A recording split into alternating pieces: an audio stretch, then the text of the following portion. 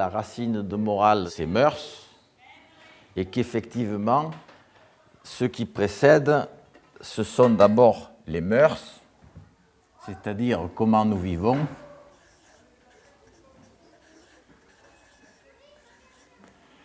et c'est des mœurs que je tire une morale ou que je tire une loi. C'est-à-dire que ce sont les mœurs qui précèdent la morale et la loi. C'est ce qui explique aussi que ce qui était immoral il y a 50 ans peut devenir moral maintenant ou inversement. Dans certains pays, ce qui était moral il y a 50 ans devient immoral maintenant. C'est-à-dire que la morale, en fait, suit les mœurs. Bon, la loi, je crois que c'est évident aussi, c'est peut-être pas la peine de développer.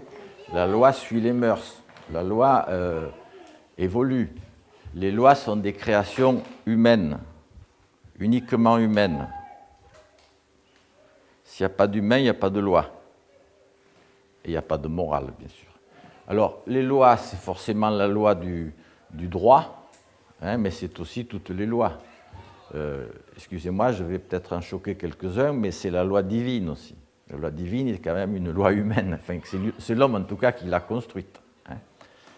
C'est la loi morale, c'est la loi économique, c'est la loi de la nature. Enfin, toutes ces lois sont des lois construites par l'être humain. Les mœurs, c'est la façon dont nous nous organisons pour vivre en société. Et à partir de ça, je tire des règles morales ou des règles de droit qui se traduisent en prescriptions, c'est-à-dire les prescriptions, c'est fais ceci ou fais cela, ou en interdiction, ne fais pas ceci, ne fais pas cela. Je suis obligé pour décrire ce que tu dois faire et ce que tu ne dois pas faire, de me baser sur des normes. Et la norme, c'est la limite. C'est-à-dire, là, c'est le mal, là, c'est le bien. Je vais prendre un cas très simple. La vitesse sur une route, la norme va dire c'est 90 km/h. Voilà. Si je suis à 89, c'est bien. Si je suis à 91, c'est mal. Voilà. C'est ça le fonctionnement de la loi et le fonctionnement de la morale et le fonctionnement des prescriptions et des interdictions. C'est comme ça que ça fonctionne. Et donc, il n'existe pas de morale ni de loi sans des normes peut-être implicites, peut-être non explicitées, mais il y a forcément quelque part la ligne qui va dire ça c'est permis, ça c'est interdit.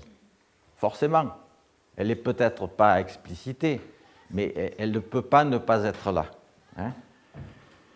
Et justement, c'est ces normes-là qui vont permettre de définir ce qui est permis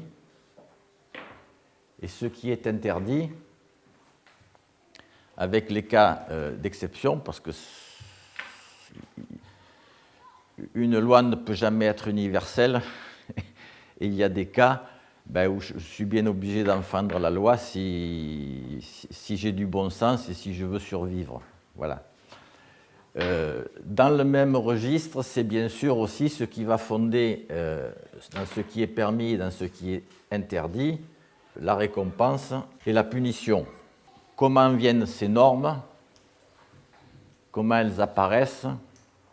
Elles apparaissent sur des critères de valeur. Et la valeur n'existe pas en soi, mais elle dépend de celui qui lui reconnaît cette valeur. J'aime bien l'expression d'un homme politique qui disait « Les promesses n'engagent que ceux qui y croient ». La valeur, c'est pareil. Ce qui a de la valeur pour moi n'a pas de valeur pour toi, ou en a moins. Ce qui a beaucoup de valeur pour toi n'en a pas pour moi. Et donc, c'est l'objet de transaction.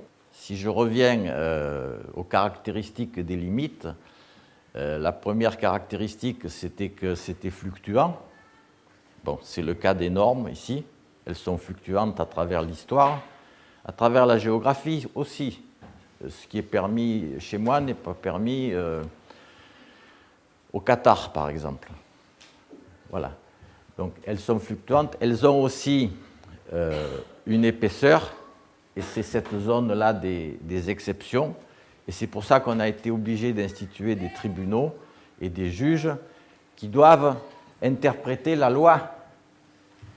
Cette loi qui est supposée être universelle et s'appliquer dans tous les cas, eh bien, je ne peux pas. Je suis obligé d'avoir des gens qui sont chargés d'interpréter la loi. Et la loi qui est égale pour tous, en fait, elle va être appliquée de manière différente et parfois très différente. Parce qu'il faut l'ajuster finalement à quelque chose qui est un cas particulier. Et dans ce cas particulier, il y a peut-être des éléments que ne peut pas prévoir à l'avance toute loi universelle.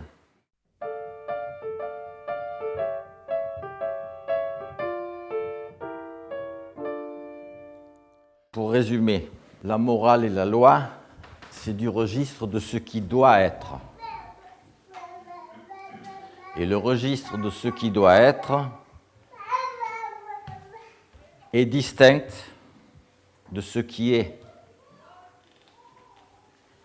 Et si j'arrive à comprendre cette différence entre ce qui doit être et ce qui est, j'ai fait un grand bond en avant.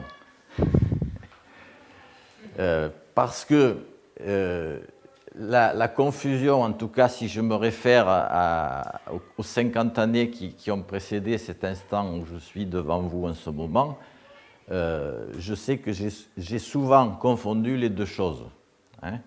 Et c'est très facile parce que je suis aussi, en quelque sorte, programmé, dressé à confondre ce qui doit être et ce qui est. Et je n'arrive plus à voir ce qui est parce que ça ne doit pas être tel que c'est, mais ça doit être comme je les vois et comme on m'a dit que ça devait être. Il suffit simplement de me situer au niveau de ce qui est par rapport à la loi, qui sont les hors-la-loi. Ce sont les classes dites les plus inférieures, qui n'ont rien à perdre et qui, justement, pour exister, ont besoin d'être hors la loi. Les autres hors la loi sont ceux qui ont les moyens financiers et qui ne sont pas inquiétés. Encore un exemple que la loi n'est pas universelle. Mais je crois que La Fontaine avait dit quelque chose de ce genre-là, non ?